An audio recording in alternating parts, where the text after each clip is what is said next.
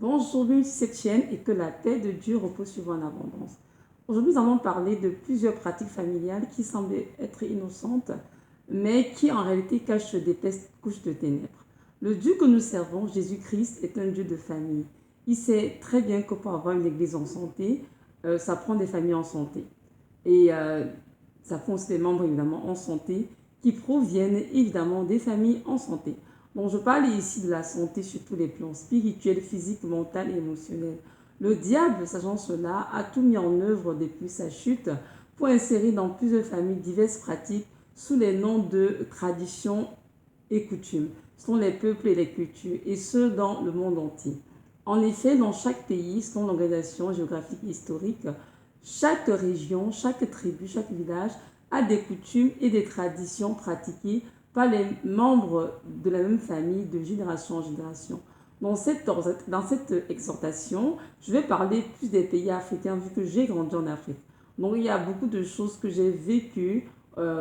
Donc parmi les pratiques assez connues, nous avons le culte des ancêtres ou adoration des crânes, les fétiches, les funérailles, aller chez les liseurs de cartes, les marabouts, les guérisseurs, bref, les devins, tout simplement.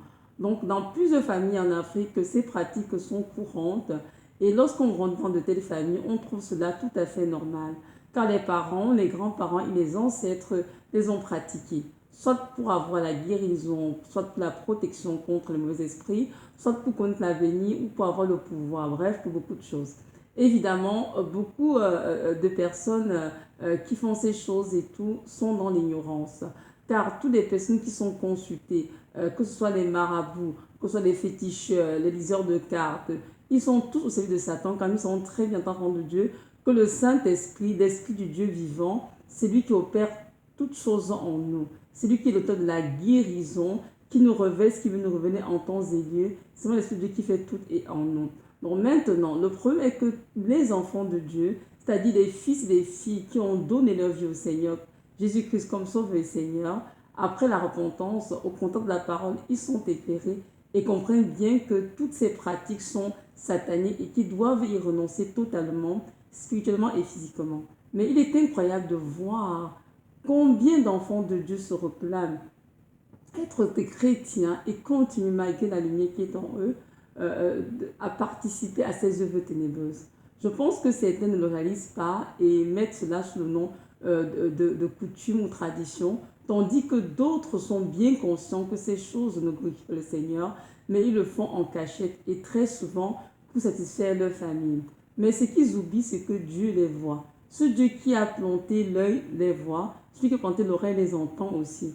Donc, ce sont ces chrétiens que le Seigneur qualifie de chrétiens hypocrites. C'est-à-dire, bien qu'ils aient connu la vérité, ils continuent de s'adonner à de telles pratiques idolâtres. Bien aimé dans le Seigneur, tu ne peux pas servir de maître à la fois. Tu haïras l'un et tu aimeras l'autre, dit la parole. Alors, il est important qu'aujourd'hui que tu t'arrêtes et que tu te poses la question, quel Dieu je sers? Qui sers-tu? Satan ou bien Jésus-Christ? Il est écrit en Jean 1 que Jésus-Christ est la lumière qui, en venant dans ce monde, éclaire tout le temps. Donc, lorsque tu as donné ta vie au Seigneur, sa lumière éclaire tes ténèbres et il a pardonné tous tes péchés. Il t'a lavé, il t'a enseigné par le biais de la parole comment demeurer dans la lumière, comment marcher en lui.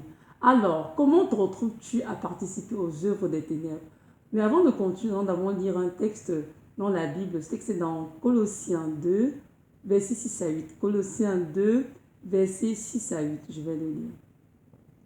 Ainsi donc, comme vous avez reçu le Seigneur Jésus-Christ, marchez en lui, étant enracinés, fondés en lui et affermis par la foi, d'après les instructions qui vous ont été données et abondez en action de grâce. Prenez garde que personne ne fasse de vous sa proie par la philosophie et par une vaine tromperie, s'appuyant sur la tradition des hommes, sur les rudiments du monde et non sur Christ. Car en lui habite corporellement toute la plénitude de la divinité. Vous avez tout pleinement en lui, qui est le chef de toute domination et de toute autorité. Amen. Donc d'après ce texte qui est vraiment très clair, Paul exhortait les Colossiens à marcher en Jésus-Christ, c'est-à-dire dans la lumière de Jésus, dans la parole vivante de Dieu. Il est écrit que la parole est une lampe à nos pieds, illumine notre sentier. Donc la parole de Dieu nous aide à nous enraciner, à nous affermir en lui par les enseignements que Dieu nous donne. De telle sorte que personne, même pas les membres de nos familles, ne peuvent nous tromper par des traditions des hommes qui sont en réalité une vaine tromperie, comme c'est bien écrit dans la parole. Dans le verset 8, en tant que chrétiens, nous avons tout pleinement en Jésus-Christ, qui est le chef de toute domination, de toute autorité. Donc il est hors de question qu'après avoir connu Christ, on soit encore sous les dominations, les autorités démoniaques de nos familles. En fait, plusieurs chrétiens on ne sait pas que toutes ces coutumes ont été introduites par Satan dans le but de contre les familles. Il est tenu en captivité sous sa leçon depuis plusieurs siècles. Maintenant que nous venons à Christ, il est important que nous comprenions vraiment que ces choses que nos familles pratiquent, même s'ils ne sont pas encore éclairés, ne sont pas de Dieu. Nous devons être capables de prendre position pour la vérité et leur dire clairement que ces choses ne viennent pas de Dieu et qu'on ne peut plus prendre part à cela parce que avant nous étions ténèbres, maintenant nous sommes lumière parce que nous avons reçu Jésus-Christ comme notre Sauveur et Seigneur. Bon, là, je vais parler de quelques pratiques qui sont couramment faites en Afrique et tout, et pour que nous puissions voir ensemble, évidemment, ces choses sont vraiment des choses de Dieu ou les choses du monde des ténèbres. Par exemple, on parle des funérailles. Je prends l'exemple des funérailles. Donc, mais je vais, avant de continuer, juste apporter une petite clarification sur le thème funérailles. Je sais qu'en Occident, on ne parle pas de funérailles, on parle des obsèques et de l'enterrement d'une personne décédée. Mais dans certains pays africains, dans plusieurs d'âges, je dirais, lorsqu'on parle de funérailles, on parle de festivités organisées plusieurs années après l'enterrement d'une personne pour lui rendre hommage. Et c'est justement pendant ces funérailles que certaines parties du corps sont déterrées, notamment les crânes, et qui serviront d'ailleurs pour le culte de l'adoration des crânes que font certaines personnes. Donc ces pratiques sont en fait vraiment des abominations dans le Seigneur, mais plusieurs familles voient cela comme des traditions, parce qu'ils se disent que oui, la personne décédée, on l'aimait bien, et lorsqu'on était son crâne et qu'on lui fait un culte et tout, on est en contact avec lui malgré qu'il nous ait quittés, alors que ce n'est pas la vérité. Comment peut-on nous déterrer un crâne en disant que l'esprit du défunt va servir de lien entre le Dieu Tout-Puissant et nous? La parole est très claire dessus. Jésus-Christ est le seul chemin, la vérité et la vie. Lui, il est le seul médiateur entre Dieu et les hommes. Donc, pour aller au Père, il faut juste se repentir de ses péchés et accepter le Seigneur comme son sauveur Seigneur. Donc, il n'y a pas d'autre moyen pour aller à Dieu, pas en utilisant un crâne, ni un cul, ni un rituel quelconque et tout, non. C'est d'ouvrir ta bouche, de te repentir et d'invoquer le Seigneur Jésus-Christ afin qu'il soit ton sauveur et ton Seigneur. Donc, c'est sûr que les funérailles, tel que je l'ai expliqué, pratiquer des grandes fêtes, organisées des années et plus d'années après la mort de la personne en son honneur, ce sont des pratiques complètement diaboliques. En plus, beaucoup d'enfants dépensent des sommes colossales pour faire ces rituels qui ne glorifient point le Seigneur, mais au contraire qui contribuent aux œuvres des ténèbres. Parfois, je vois des gens qui font des t-shirts, des effigies en tasse, toutes sortes de choses. On fait tellement de dépenses. Et pourtant, autour de ces personnes, il y a des gens qui meurent de famine et on est incapable de les aider. Et ça, ce n'est pas du tout normal. Maintenant, je vais parler du culte des ancêtres ou bien adoration des crânes. Le culte se fait par l'adoration des crânes, justement. Donc, nous voyons très bien que, comme je disais tantôt, ce sont des crânes des personnes décédées et des familles essaient d'entrer en contact avec l'esprit soi-disant. Donc, les crânes sont réunis une fois déterrés, lors de leur rituel, quand ils font les funérailles, les crânes sont réunis dans une petite case dite sacrée, dans la caution familiale. Et dans cette case, évidemment, c'est pas tout le monde qui entre comme il veut, c'est une case assez sainte après eux, et ils font plusieurs rituels, comme verser de l'huile, donner de la nourriture, du sel, en faisant des prières, justement. Si une personne est déjà morte, nous savons bien que son esprit est tourné à Dieu, son Créateur, et son âme est soit au ciel, si elle connaissait le Seigneur Jésus-Christ, et soit en enfer si elle ne connaissait le Seigneur Jésus-Christ. Alors, cette personne morte ne peut plus communiquer avec les vivants aucunement, et encore moins intercéder tous les vivants auprès de Dieu. C'est absolument irrationnel, c'est des choses démoniaques. Donc, l'esprit qui agit en arrière est un démon de toute évidence. Et c'est lui qui entretient ces alliances sataniques dans la famille. Et c'est ainsi que les alliances se perpétuent avec le monde des ténèbres et tiennent plusieurs familles en captivité de génération en génération. Alors, les chrétiens qui ont accepté le Seigneur Jésus-Christ comme leur sauveur et Seigneur doivent se repentir pour eux et pour leurs familles respectives et renoncer à ces pratiques qui ne sont rien d'autre que les œuvres de la sorcellerie, tout simplement. Même si les membres de nos familles perdent dans ces choses parce qu'elles ne sont pas encore éclairées, nous devons prendre position pour la vérité et leur faire comprendre avec amour, douceur et respect que nous ne pouvons plus participer à ces pratiques démoniaques parce qu'avant nous étions dans l'ignorance, mais aujourd'hui, parce que nous avons reçu Christ, Jésus-Christ nous a éclairés et nous a enseigné et nous ne voulons plus nous souiller avec ces choses-là. Je vais donner juste un petit témoignage me concernant. Je me souviens, quelques années, je suis allée en Afrique en vacances parce que moi je vis à l'étranger. Et lorsque je suis arrivée en Afrique, ma mère, quand je suis au village, ma mère m'a demandé de lancer, comment dire, de lancer une poule qu'elle devait acheter. Et je lui ai dit, c'est pourquoi maman? Elle m'a dit, c'est pour dire merci aux ancêtres de m'avoir protégée quand j'étais à l'étranger. Et je lui ai dit, non maman, je ne peux pas lancer de poule. Aucun ancêtre parce que moi j'ai appris lorsque j'étais à l'étranger que le Seigneur Jésus-Christ est le Dieu qui m'a créé, qui est mon Seigneur. Aujourd'hui, celui que je sais et que je suis, je ne peux pas dire qu'est-ce que c'est un ancêtre qui m'a protégé. Car je sais que dans 191, Jésus-Christ est mon rocher protecteur, celui qui me garde de tout. Non, je ne peux pas aujourd'hui dire que c'est Satan. Elle m'a dit non, tu as trop changé, maintenant tu es très désobéissante et toi avant tu t'obéissante, maintenant tu fais n'importe quoi de ta vie parce que tu es dans une secte à l'étranger. Moi je dis maman, je suis pas entrée dans une secte et tout. Ce que je te dis, c'est qu'avant j'étais obéissante d'après toi, oui, parce que je ne comprenais pas ce qui se passait. Moi je n'étais pas éclairée, je n'étais pas encore sauvée. Mais maintenant que Jésus-Christ m'a aimée, il m'a sauvée, il m'a éclairée, je refuse de prendre part à ces œuvres infructueuses des ténèbres, mais au contraire je les condamne. Et effectivement, ma maman, elle s'est fâchée, c'est sûr. Elle a beaucoup, elle a dit des paroles comme quoi je suis désobéissante, tout cela. Mais je n'ai pas changé d'avis. Et elle a fini par respecter ce que je lui avais dit. Je lui ai dit, maman, je t'aime toujours, mais je ne peux pas prendre part à ces choses. Donc, bien aimé dans le Seigneur, c'est possible, à la grâce de Dieu, de prendre position pour la vérité et de tenir ferme devant toute pression. Car nous savons que nous avons tout pleinement en nous. Nous n'avons rien à craindre de Satan. Il a été vaincu à la croix par notre puissant sauveur, Jésus-Christ de Nazareth. C'est la raison pour laquelle nous devons être fondés, enracinés dans la parole, avoir une foi inébranlable, quelles que soient les circonstances. Donc c'est ça, c'est vraiment très important de donner de la grâce au Seigneur, de dénoncer ces choses et de vraiment tenir ferme, de ne plus les pratiquer dans le nom de Jésus.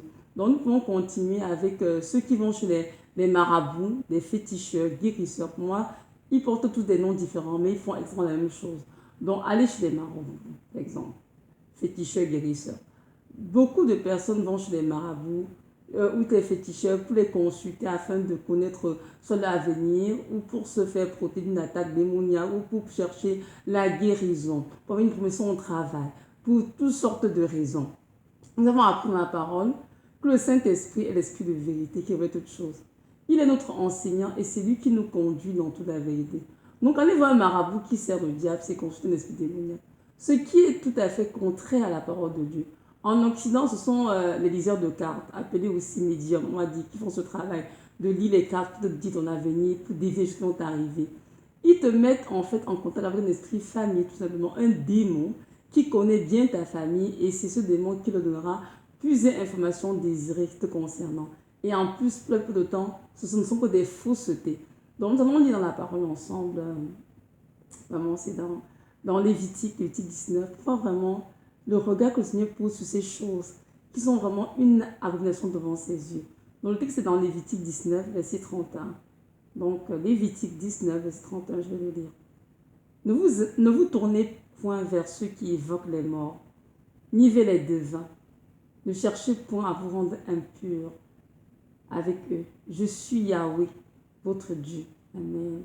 Le Seigneur nous exhorte ici à nous, ses enfants, de ne pas évoquer les morts, de ne pas aller parler au crâne des personnes décédées, de ne pas aller vers les devins marabouts, féticheurs, guérisseurs, médiums, les œufs de cartes, de ne pas se rendre impur avec eux, parce que lorsqu'on va vers eux, on se souille évidemment. En effet, aller vers les marabouts, voyants, féticheurs, c'est se souiller spirituellement, car plusieurs alliances démoniaques sont contractées à notre insu. Parfois, on y va pour résoudre un problème, mais à cause de notre ignorance, marabout tisse ces alliances avec le monde des ténèbres en écrivant notre nom. Surtout que c'est nous qui sommes allés vers lui pour demander une aide quelconque, soit pour la protection, guérison, de pouvoir. Parfois, ce sont des gens qui veulent concevoir, ne pas concevoir, pour une fonction au travail, pour la réussite à l'école, bref, pour beaucoup de choses et tout. Donc, c'est sûr que, comme on va les voir, c'est nous qui nous souillons avec tous les choses qu'on me donnait en recommandation. Par exemple, je me souviens quand j'étais encore plus jeune dans ma famille, parfois j'étais assez malade, et c'est que ma mère allait souvent chez les marabouts. Et on nous faisait à mes frères et moi des choses comme les scarifications en faisant des incisions superficielles sur la peau. Et ensuite, ils appliquaient une poudre toute noire, et ils massaient, on disait de vraiment rester un certain nombre de jours sans même prendre son bain, bref. Et lors de l'incision, le sang coulait évidemment. Et c'est sûr parce qu'on met cette poudre noire, elle pénètre dans ton sang, donc aussitôt ton sang est contaminé. Donc une alliance vient d'être tissée tout dessus le monde des ténèbres. Mais étant dans la jeunesse, on comprend ce que les parents faisaient, on obéissait à tout ce qu'ils nous demandaient sans s'enquérir de rien. N'oublions pas que la vie est dans le sang. Donc quand on va chez le marabout, on nous donne des coctions à boire, des choses pour se laver. Ils font des incisions comme tout à l'heure, ils mettent des choses, des poudres noires sur toi. Ta peau absorbe tout cela et ton sang est alors contaminé par des impuretés spirituelles. Et ça, c'est très grave. Car nous savons très bien que le sang, la vie est dans le sang, comme dit tout à l'heure. Et même Jésus-Christ, pour nous racheter de la mort, de la malédiction, du péché, il a versé son sang précis et pur afin de nous arracher des ténèbres et de la mort. Donc on comprend bien que il n'y a que le Seigneur qui peut nettoyer notre sang. Car il est le seul qui a un sang précieux, un sang pur, sans tache. Et c'est ça qui est sacré pour nous, pour toi et pour moi, pour nous racheter, pour effacer nos péchés et vraiment que nous demeurions dans sa lumière. Alors nous comprenons bien que toutes ces affaires, boire des coctions, vous savez, des liquides, parfois au bord de l'eau, mais on fait des rituels au bord de l'eau. Qu'est-ce que j'en sais? Ils en font beaucoup au Gabon, aussi au Cameroun, il y en a fait beaucoup des pratiques au bord de l'eau. Toutes ces pratiques souillent les personnes qui font ces choses et tout, et les connectent au monde des ténèbres. Qu'on soit conscient ou pas, ils s'en fichent, ce n'est pas leur problème. Maintenant, une fois que toi qui es un enfant de Dieu, tu donnes ta vie au Seigneur Jésus, et que tu reçois l'enseignement, tu dois comprendre que ces pratiques ne sont rien d'autre que les œuvres de la sorcellerie. Ce ne sont pas des coutumes, traditions, non, non, non. Parce que le Seigneur des paroles ne va pas remplacer sa parole avec des traditions d'hommes. Il a dit non à cela. Donc, un péché, une abomination devant le Seigneur, ces choses de sont. Donc, toi qui es enfant de Dieu, tu vas prendre conscience aujourd'hui et tu dois donc, en tant que vraiment un véritable enfant de Dieu qui marche dans la vérité, qui a l'amour pour la vérité, tu dois te repentir, y renoncer et briser toutes les alliances qui ont été faites dans le monde des ténèbres en ton nom, que ce soit conscient ou pas. Car le Seigneur t'a transféré des ténèbres à son admirable lumière afin que tu puisses avoir par l'état des saints. Donc tu dois renoncer à ces pratiques et être capable en tant qu'enfant de Dieu de prendre position devant les membres de ta famille, de leur dire non. Papa, maman, frères et sœurs, je ne peux plus pratiquer ces choses parce que je ne suis plus des vôtres. Jésus-Christ m'a transféré des ténèbres à son admirable lumière. Et moi, je veux demeurer dans la lumière. Donc, si tu as fait ces choses dans le passé, et même si tes parents t'ont conduit, même si tu n'étais pas, comment dirais-je, forcément bien éclairé, aujourd'hui tu l'es. Tu es bien éclairé à cause de la parole de Christ que tu lis tous les jours. Donc ne fais pas semblant. Ne joue pas l'autruche en mettant ta tête dans le sac, en te faisant des illusions comme oh, il n'y a rien, ma vie va super bien. Tu dois comprendre que ces choses qui ne sont pas confessées vont te suivre toute ta vie et vont t'aimer contre toi le jour de l'enlèvement. Tu dois reconnaître ces péchés, les confesser, ne plus les recommencer. Et continue de prier pour ta famille afin qu'ils soient à leur tour aussi éclairés. Autrement, si l'alliance continue de couler dans ta vie est bloquée toute ta vie et détruire toute ta vie. C'est pourquoi nous voyons beaucoup d'enfants de Dieu qui sont constamment en train de se battre pour réussir, même pour vivre justement la vie que Dieu a pour eux. Parce qu'il y a des alliances qui ont été tissées autour d'eux, alors insu ou avec le consentement, et qui ne sont pas brisées. Et ils pensent que ce sont des coutumes, ce sont des traditions dont rien de mauvais. Alors, ils ne se dérangent pas, quoi. Oh non, mon frère, ma soeur, ces choses qui ont été faites sont de la sorcellerie et il faut vraiment la repentance, renoncer et briser ces choses. Autrement, ces choses vont venir souiller ta vie. Maintenant, il y a certains chrétiens qui, malgré la lumière, ils continuent ces pratiques. Et c'est ce qui attriste beaucoup le cœur du Seigneur. Car le Seigneur sait très bien que nous avons été ignorants. Mais maintenant que nous sommes éclairés, on peut continuer à jouer à un jeu. C'est-à-dire celui de maître. Non, c'est impossible. Il est temps que chacun choisisse. Qui veux-tu servir? Dieu ou Satan?